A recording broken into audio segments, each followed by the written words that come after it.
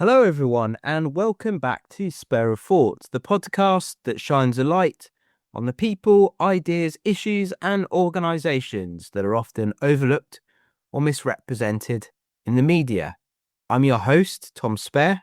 Apologies in advance, this introduction and outro have been recorded after I picked up a cold, so if I sound a bit sniffly, that's why. This episode is episode 4 of season 4, part of our Educating for the Future series.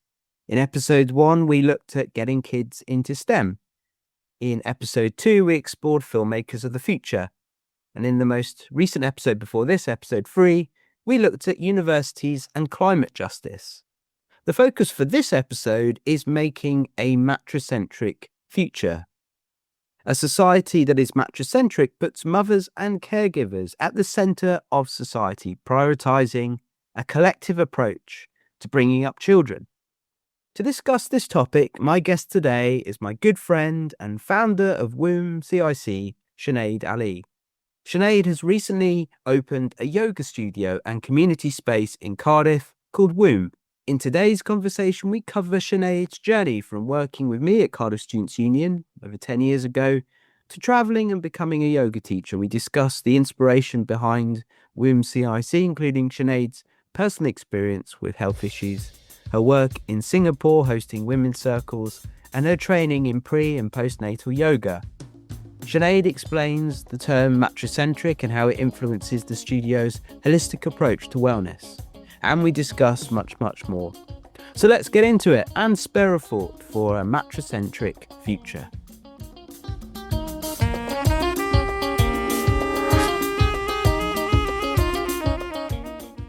Thank you for doing the interview today. Of course. And we're in your lovely new studio. Yeah. Could you describe the space we're in currently? Sure. So we're on Woodville Road in Cathays, so quite a busy, dynamic street. And as you enter, we have the main studio space. And I actually hand painted in a limestone effect. And it's this kind of like, some people call it peach, some people say pink clay.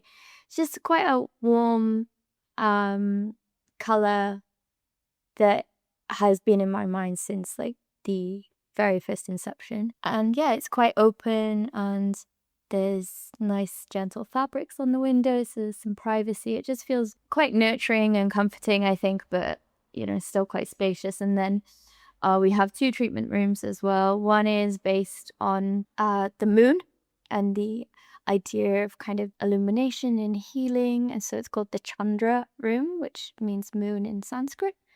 And that is a space for any kind of body work, any hands-on kind of massage, things like that. And then the other space is called the Anahata treatment room. And that means essentially it's the heart chakra room. And that is perfect for kind of one-on-one chats. So we could be sat in there, but it's also things like dietitians, seeing their clients, doulas, anywhere that you kind of want somewhere that's very calming. It's all green and quite grounding. We've known each other nearly 10 years. I think it might even be 10 years. It could be 10 years this year. It's more than 10 years. More than 10 years. Yeah, I was definitely 23 when I come back, so. Yeah, okay. Yeah, ish. No, maybe 24 actually. Yeah, 11 years. Yeah, 11 years. Okay, cool. Yeah. And we're working in the Students' Union, but even then, you were talking about traveling, you were talking about becoming a yoga teacher or being a yoga teacher and working to support women. Yeah. Could you tell us the story of that journey of how it led to where we are now? Yeah, it's a long story. So I was a temp at the university's student union in an advice clinic and was actually tempted to stay on because I did find especially the support around sexual assault survivors in the university and just the team that they had, they were so dedicated and so compassionate. And they'd said that if I stayed on, I could train to be a counsellor. So very unexpectedly enjoyed that job a lot. And I think it did inform my interests and passions as I got a bit older as well, even though it was like 10 months in that role. I just finished my diploma in becoming a yoga teacher at that point, and I just started teaching. So a lot of people will go and do like a month-long course, or they'll break it up over several weekends. My course is actually over a year, quite in depth. There's a lot of self-study included in that. But yeah, it was kind of like a basic Hatha teacher certificate, and it allowed me to, after the role in the university, go and travel and teach, which was my plan. I wasn't really sure what I wanted to do with my life so much. I just knew that yoga would allow me to travel. I was able to move to Thailand, eventually got a job teaching at a retreat, and I was there for about 5 months in that particular space. And I think I grew up a lot there, and I just have so many like lessons from that time that really matured me. And I think I grew a lot as a person and as a teacher as well, because there were just hundreds of people coming through that I had to teach and really adapt my style and learn so much more about yoga than I did like training. Yeah, I had quite a unique experience. A lot of people will train and then go and teach in a studio and be in that space and probably see their regular clients. So I had a real crash course in kind of becoming a yoga teacher quite young. And then I was with I was dating someone who had just moved to Singapore. So after my time at the retreat, I moved to be with them. And Singapore is a great place for yoga. They absolutely love yoga there. It's much more kind of fitness focused, but there's loads of opportunities to be a teacher full time there. So that's what I did. I was teaching like 25 classes a week at one point, which doesn't sound much because that's 25 hours, but it was a lot physically. And I did find that I was getting injured, and eventually got so injured that I had to stop teaching for a while. But during that time, I was meeting women who would stay behind class and talk to me a lot about their cycles and things they were going through in their lives, just because I was very open, and usually would, whether it was simply like, oh, this is how you adapt a pose if you're, having a lot of cramps today, just simple things like that, or just generally being quite open about like my life. But I was finding students were staying behind and talking, and which is really lovely, but it was getting to be quite a lot. And I was like, there's so many people that just feel either quite isolated as like expats there, or just looking for community, or more spaces to talk about things that were important to them that may be a little bit taboo. So I started hosting women's circles in my flat, and it was like just a really informal gathering, and I just very much learned as I was going along. And I would attend circles of like people I regard as teachers, so that I could really practice what I was offering as well. And that just grew into a regular thing, and I've got friendships to this day from women I met at those circles back, that's like 8-9 years ago now. And then I just realized more and more that like I was just getting more niche with what I wanted to teach, and it was very much focused around the female body, and how a lot of yoga, especially the more fitnessy kind of focused stuff, isn't very suitable. Not all the time anyway. Like there's when you've got a lot of energy, it can be nice to really have a very fiery practice and really sweaty practice, but there's so many other types of exercise you can do for that anyway. I think yoga is so unique because of the self-connection that you can get. So it makes sense for me that it pairs with learning about the cycle, the menstrual cycle, learning about our bodies, how they work, and the different life phases as well. And it really teaches you to have more patience with yourself and a sense of gratitude as well. From there, I just ended up doing a pre and postnatal teacher training. I wasn't someone that ever was like really interested in like birth or even children or anything like that, but it just seems like the closest thing to what I was interested in, because it's obviously very anatomy focused around the female body at that time. And I really did love that training. I got to offer classes for a little while, so because it's much more gentle, there was like less risk of like injury and over teaching and that stuff.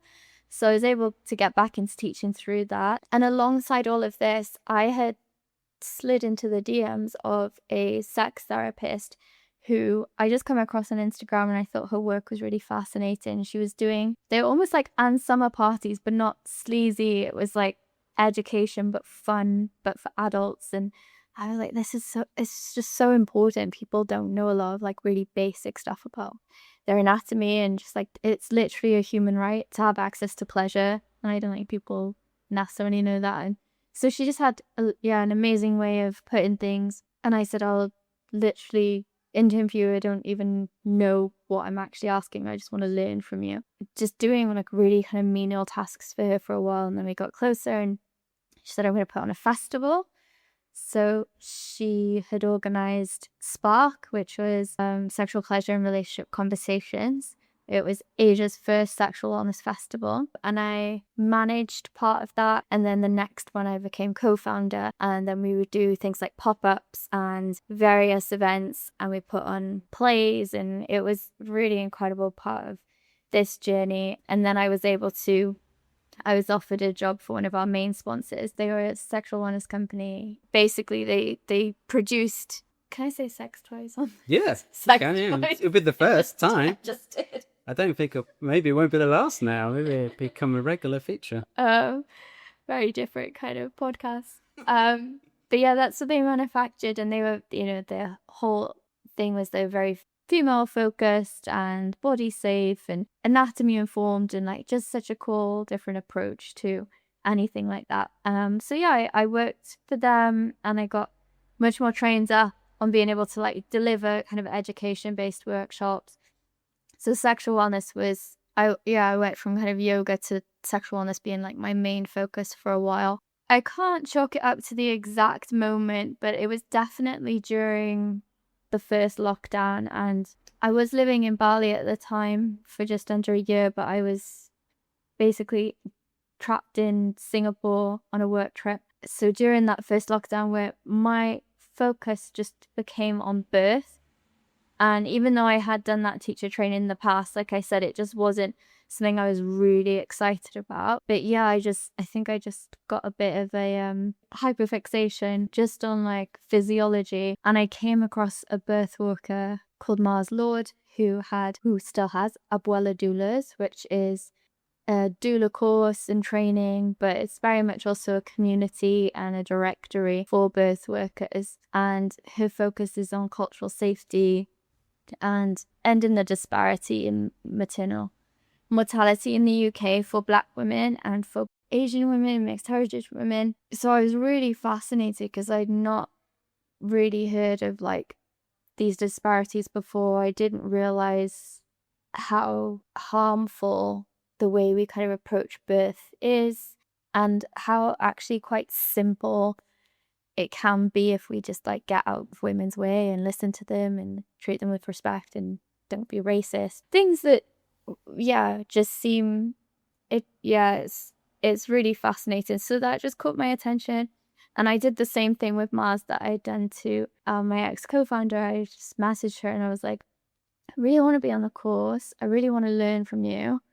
I just quit my job. It's in the middle of lockdown. I'm on the other side of the world from you. Here are the skills that I could offer. Can I help you in some kind of way? And then, maybe join your courses. So Mars got back to me. I was very surprised, actually. And I started as her like content creator for Instagram and helping out with different things on social media. And then I took her training online, and then I took her second training, and then I started taking trainings with Nicola, Red Tent Doula Collective, who her and Mars work together a lot as well. So yeah, I did all my kind of doula prep stuff, all my trainings pretty much online in lockdowns, and in that between I'd moved back. So this is about 4 or 5 years ago. Do you want me to keep going? Yeah, keep going. Hey. This is so long. No, because also I suppose because you came back, and I remember the time when you came back because it was like 2020, wasn't it? Mm-hmm. July 2020. Yeah. What a time. What a time to be alive. And you were sort of talking about your experiences of being abroad. I didn't know a lot of that detail actually in your connection to Mars. Oh, okay. And one of my questions was about, who are your teachers, and you've mentioned some of those people already. You're in that situation when you're back. It's quite a change from the environment that you've been in and around. You're back home where you grew up in Cardiff. So then, when did the idea of this place start to come? Where did the festival come first, and then? As far back as maybe even before Spark, maybe, because I guess a vital thing that I've missed out is like when I was teaching at that retreat, in Thailand. I had horrendous period pain, and I've been back and forth to the doctors here and in Thailand, like paid a lot of money to like see private doctors, because I was like, there is something really wrong with me. I was on the pill at the time, about having like really horrible kind of flare-ups, and they were quite certain that it could be endometriosis, but not really able to tell me for sure without doing surgery. And I was like, there has to be another way. But one of the reasons I became a yoga teacher was because my symptoms would just, whether it was like mood, would be so unpredictable, or like physical pain, to the point where like I'd have this pain down the back of my legs and I'd feel like a piece of like wood. Like I went from being very, agile person and very energetic person, and then the next day it can be completely different stories. So I needed a job that was flexible and adaptable, and so that kind of, it was why I was able to why I went down that path with teaching yoga, and why it became my main thing. And a horrendous pain in that yoga retreat. I remember meeting women going through a similar thing as well, and just having a really horrible time and not having any answers. So I think it was always in the back of my mind of like, we're not serving women and people with periods adequately, and yoga could really be a tool for that. So I think even like the arches that I have here, like in the doorways,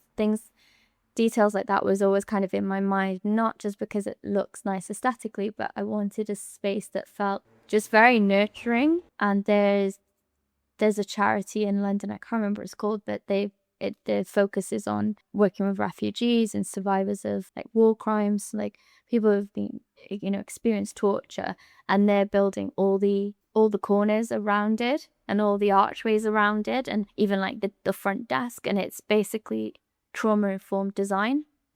So it's all about creating spaces that literally feel very comfortable and open and safe for people. So even back then I was like, had that in mind of like, how do we create these spaces for people who've probably going through a lot psychologically or physically. So it's always been in my mind in its own way. I suppose each of those experiences that you had probably crystallized in your mind The need for it. And it had to be multifaceted. It couldn't just be one thing. You had to sort of be more holistic, I guess. Yeah, absolutely. There's nothing like dogmatic about the way I teach my classes or the way I'm, training teachers at the moment. It's not prescriptive in any kind of way. It's more of a space where you're able to just be, hopefully. You start working, what was the organisation you're working for with? Was it refugee women, or was it? Before that, I worked for Asylum Justice. Asylum Justice, yeah. So they're a pro bono law firm, and they are a charity.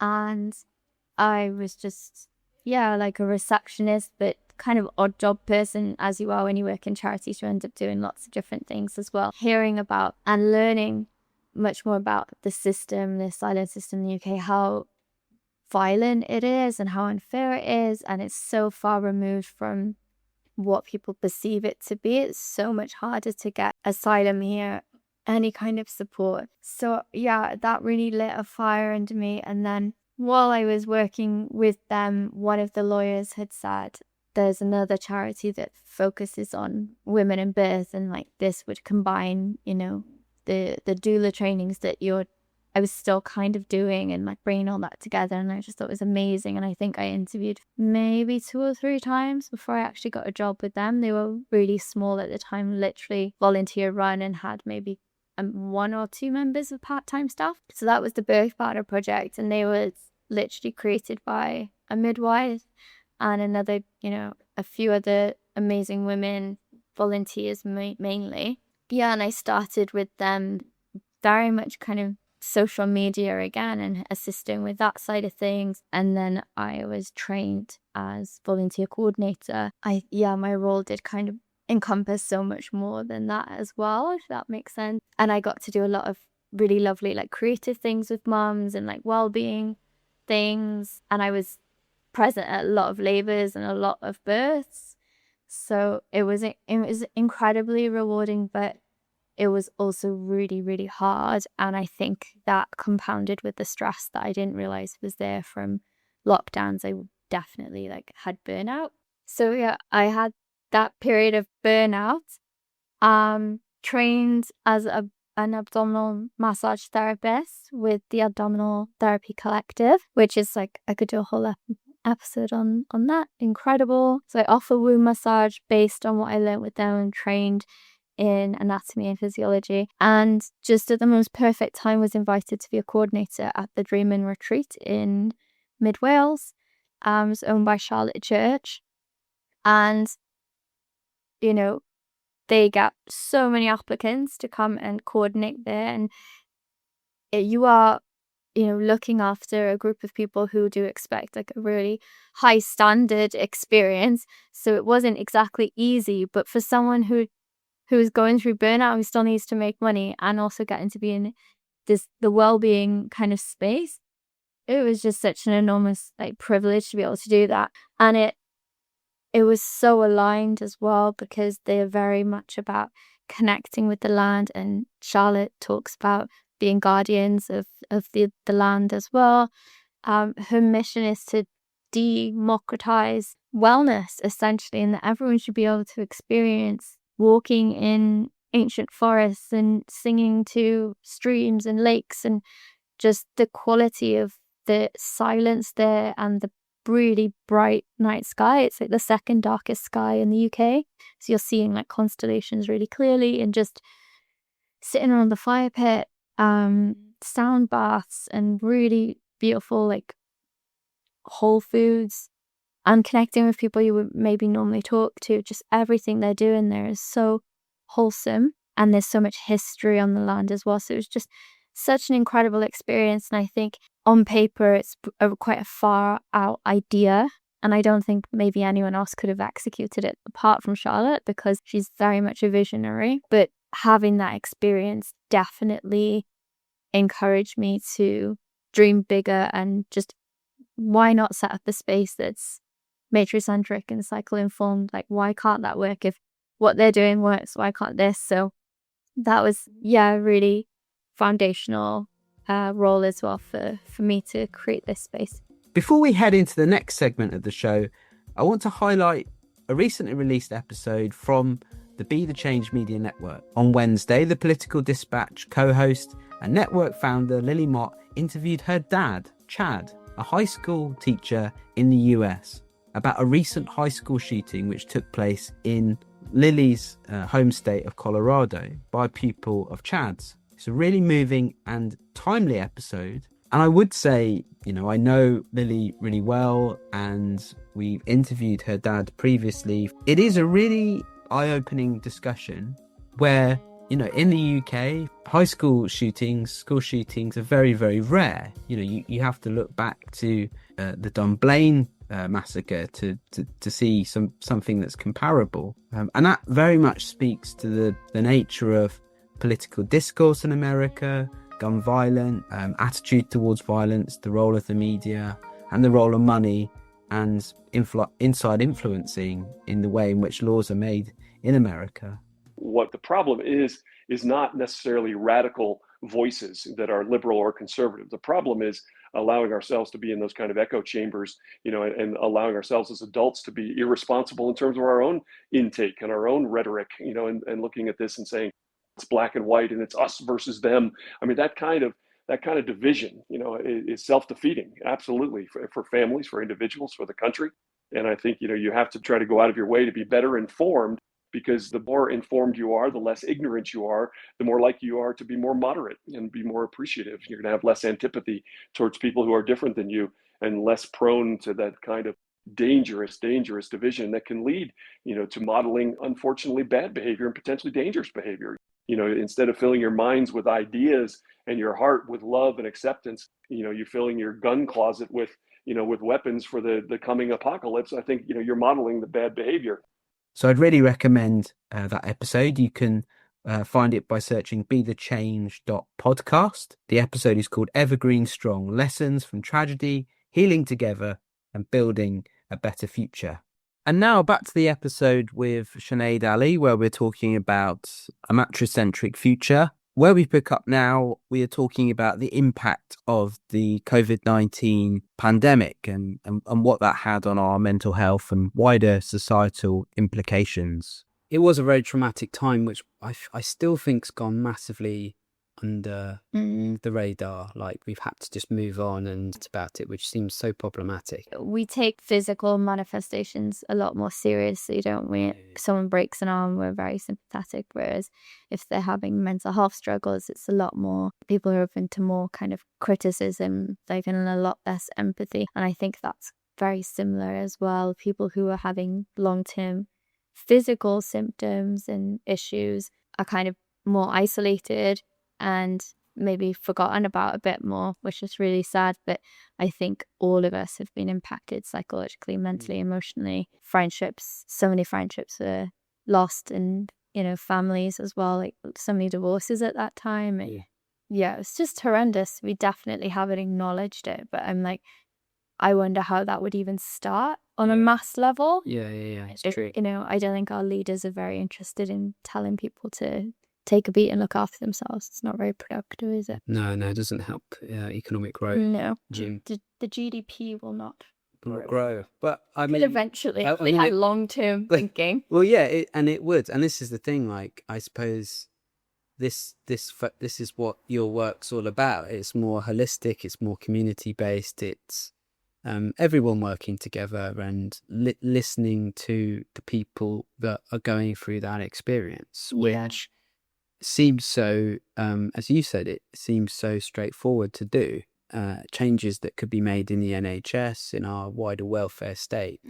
I mean, this is a welfare state that's existed for 80 years. It's creaking, you know, it's not designed for the length of time that we live. It's not designed for the complexity. It's not, you know, when the welfare state was created, it was a very homogenous society. But now we're far more diverse, and that's a great thing. Yeah. But those old systems don't match up with the 21st century. And I think human rights have come a long way, and women's rights have come a long way. So maybe we were more happy back when the NHS was starting, that women were just surviving childbirth, and now it's like, now we talk more about trauma and things like that. We're acknowledging that, a routine episiotomy isn't actually good, and you know, so that doesn't happen as much anymore. But we maybe haven't caught up in other ways when it comes to like care and individual kind of treatment and continuity and things like that.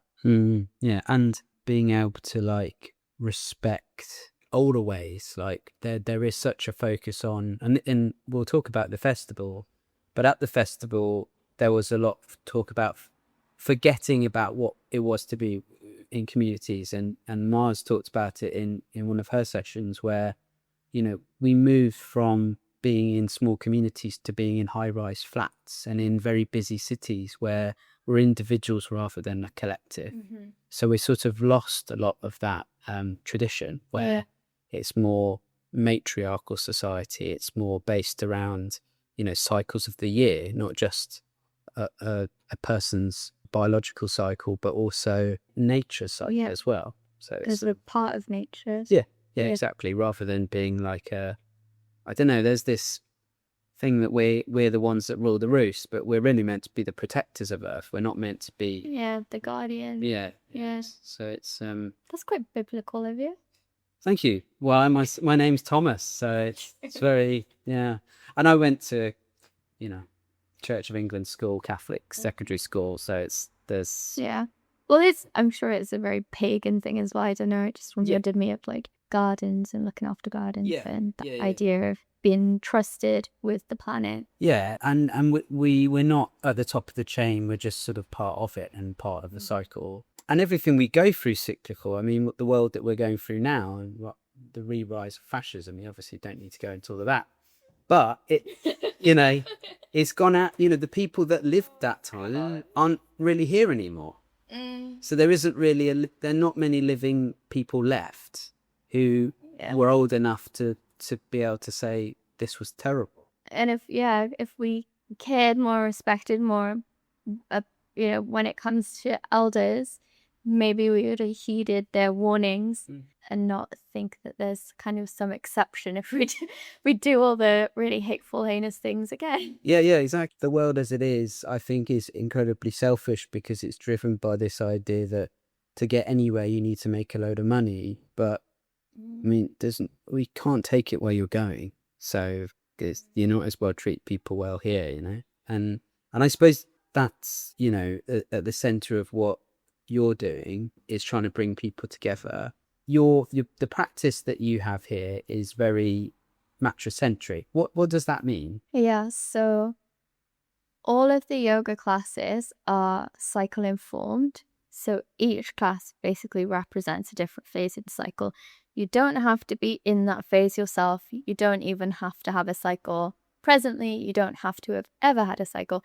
It's just a way of dropping in that kind of wisdom. And I think probably the most natural way for us, if we lived, you know, more cyclically, to relate to what our energy cycles can be like as well. So, you know, starting off with this kind of like idea of like rising energy and challenging ourselves, and then more creative, more flowing, and then kind of reaching that peak of building a lot of strength, a lot of heat, and then winding down into something more gentle and finding stillness, which reflects, you know, the seasons of the year. It reflects the life of things like plants and also the menstrual cycle. So that's what the classes are based on, and it's open to everyone. But the idea of matricentric literally means to center the mother.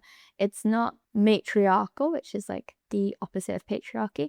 It's the idea that if we were to center the needs of the individuals who are mostly the ones responsible for nurturing the most vulnerable of our species, then that kind of the effect of them thriving ripples out into society. And so we can set them up as parents, but also set the children up for healthier, you know, more happy lives. And you just have to think of things like, you know, we're doing it in a space that is fairly easy to do. So, you know, having like baby changing here, we're having ramps installed for the postnatal classes so the prams can get in. And then we're having loads of different events and circles and talks and offerings that are very specific around having really honest conversations and supportive community for moms and for parents. But the whole point is that it somehow will have a ripple into society, and you just have to like walk down the street and people are, for example, like parked on the pavement.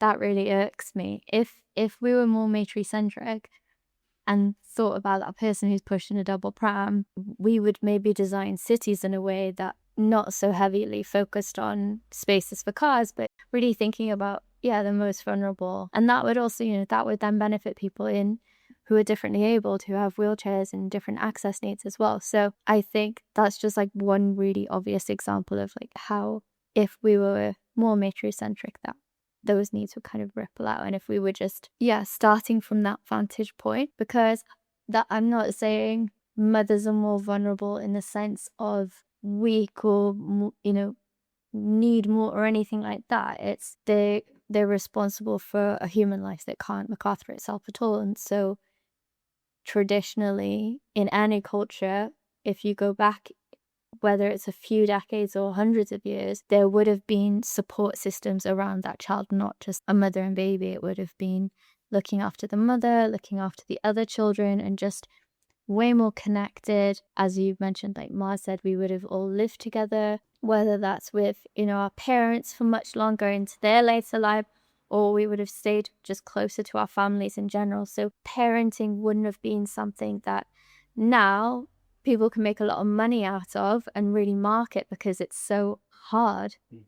Whereas it wouldn't have been as hard because we would have had that village like support. Whereas now it's like, you know, million books out there and all sorts, because people were really struggling. They because we live in capitalism, under capitalism, they internalize it as a problem with them, but it's literally like nothing in the way we function socially is built to support you, and that's why it's so hard. Yeah, 100%. And And you just need to look at childcare costs, Exactly. you know, and UK has the highest childcare costs in Europe, and it's only going up and up and up. And so then the government ends up doing quite clunky intervention by giving people discount for their childcare. What about making more community-based services? So you're using that money more wisely. You know, the first 5 years of a child's life basically sets them up for the rest of their life. Yeah, definitely. That bonding is so important. And then there are parents who are essentially like reprimanded for going back to work, but when they're paying for childcare, they might as well just be staying home. So it's like you can't really win. There's not really much room for choice or autonomy.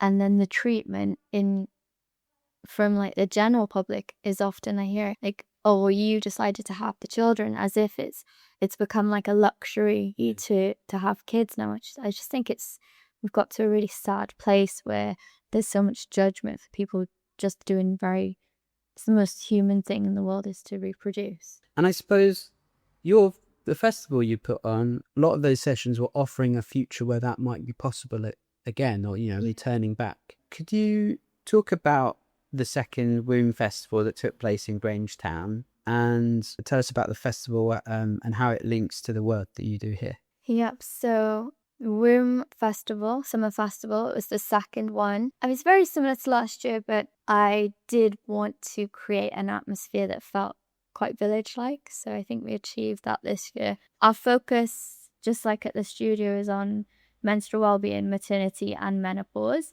So it was a day of talks, of workshops, lots of yoga and movement practices, a few stalls. We partnered with a few community groups and charities as well. So they had stalls, ceremony, and then things to keep children entertained, a bit of like edutainment as well. But the theme this year, we didn't really talk about the theme too much. Basically, when you go for funding, if you're going for the same pot of funding, you have to kind of have a different project idea. So what we pitched to the National Lottery Community Fund was that we're really focusing on the idea of bringing back the village. And that was based on last year's festival. We had a panel talk that was called Where's My Village? And it was all about supporting one another in the fourth trimester. So that is the period after giving birth where a lot of women and birthing people feel desperately alone, underprepared, undersupported, exhausted.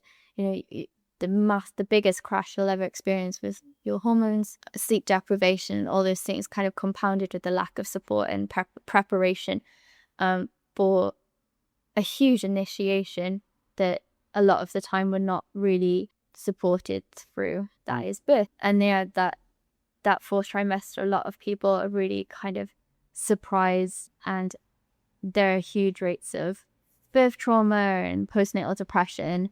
And then suicide is also like such a huge risk during that time for a lot of women as well. So it is a really important time, I think, for us to talk about more openly. And it's not just the responsibility of pregnant people, birthing people, women and their partners. I think there is an opportunity for us all to have some knowledge about how we can look out for our friends, our neighbours and our families. So yeah, the festival's focus was this idea of bringing back the village. We had a range of talks and workshops and things like that, but I would say there was a slight emphasis on the maternity aspect this year that came through. I feel like I'm kind of blanking on some of the titles of the talks. They were amazing. But yeah, I can share the link with you as well. You can put it in the description of this for like all the videos. Yeah, of course. Yeah. And you've got some great photos and videos from the day. How many sessions did you have? There's loads. Oh, in the first, I don't know. I don't even know. Yeah, we had... It was like 48 vendors and like practitioners. Yeah, obviously some of them were on panels together. So yeah, I can't remember off the top of my head, but it was pretty packed as a day. It definitely could be over 2 days. Hiring a physical space, it's pretty expensive. So yeah, we had to do it like that this year. Yeah, and I really enjoyed the day for the fact that I was very proud of you and all the gang for putting it together, because it's a big achievement, and it's in a really, it's very community driven. Somewhere like Grangetown, can often be neglected in comparison to other parts of Cardiff. And so it was great to see the community come out. It was a very gentle space, it was very family orientated, very peaceful. Yeah. There wasn't drama. Yeah, it wasn't like a chaotic Yeah. event, which can happen quite easily.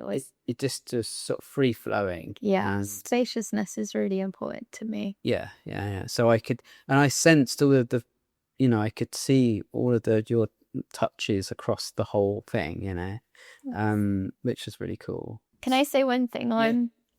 So Grangetown is the most diverse ward in Cardiff ethnically. So possibly the whole of Wales, I would I love that. I grew up there. Primary school, I lived in Grangetown. The pavilion is a really, really gorgeous space, and it has this enclosed green area. And just if you have children and you're coming to an event, but you're bringing children, you want to, be in Matricentric.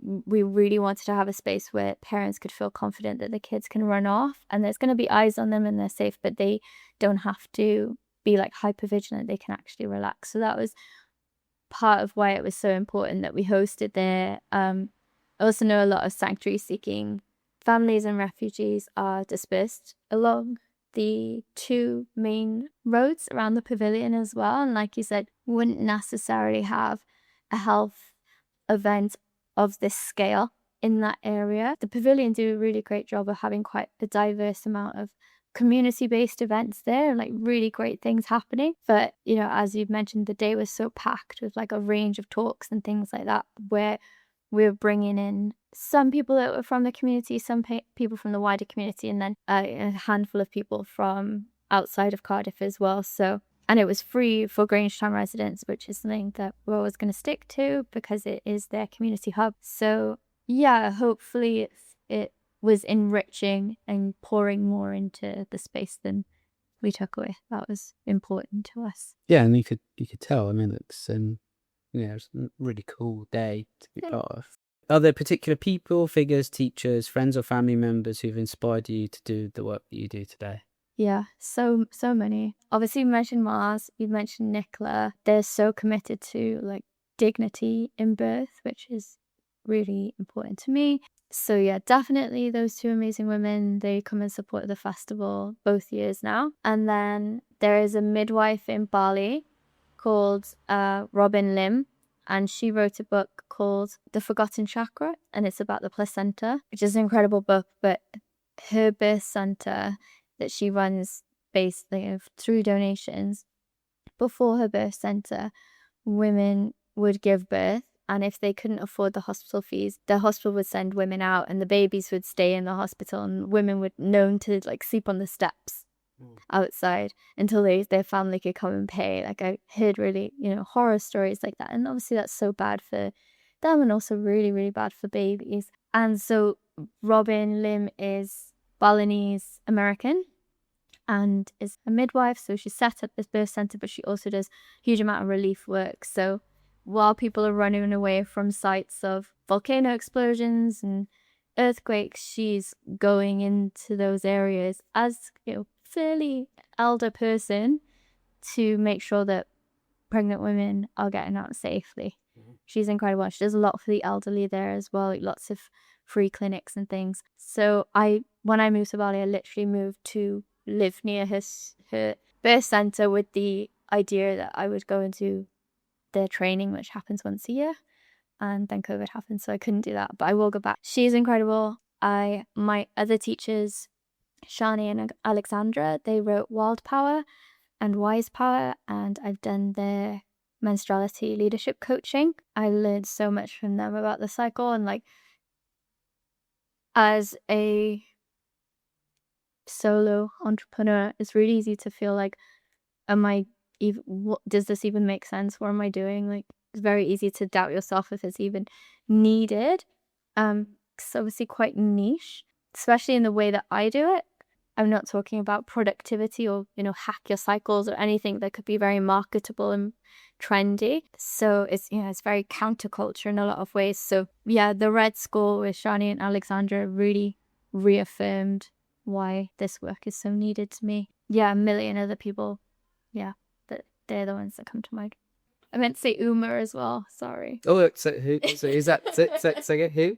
Uma Dinsmore Thule wrote Yoni Shakti, which is an enormous manual / I don't know, just incredible yogic text. And she coined the word womb yoga. And when I was living in Singapore, I met this really cool yoga teacher, and I was saying to her, oh, like, I just don't understand how there's not a style of yoga specific to like women and cycling and bouldering. And she was like, there is, it's called womb yoga. And I was like, yeah, but what if it was like, you know, all the phases and blah, blah, blah. And she was like, it's called womb yoga. And I was like, no way does this exist. And she showed me the book, and it's just an incredible piece of work. I've said it to Uma in person. I think she's a genius.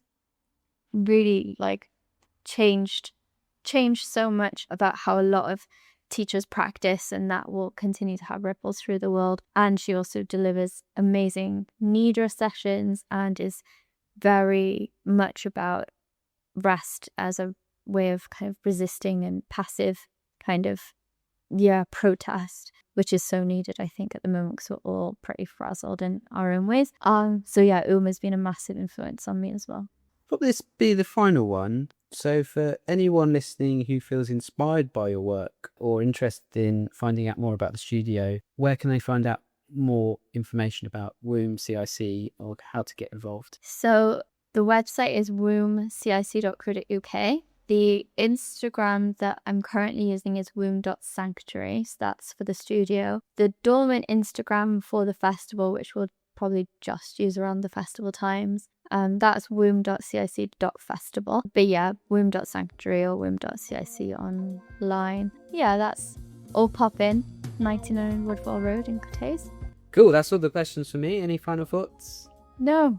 Come and visit the studio if you're listening to this. And yeah, have a great day. Thank you very much. Thanks for having me. Thank you for being an excellent guest. And that concludes our episode, A Matricentric Future.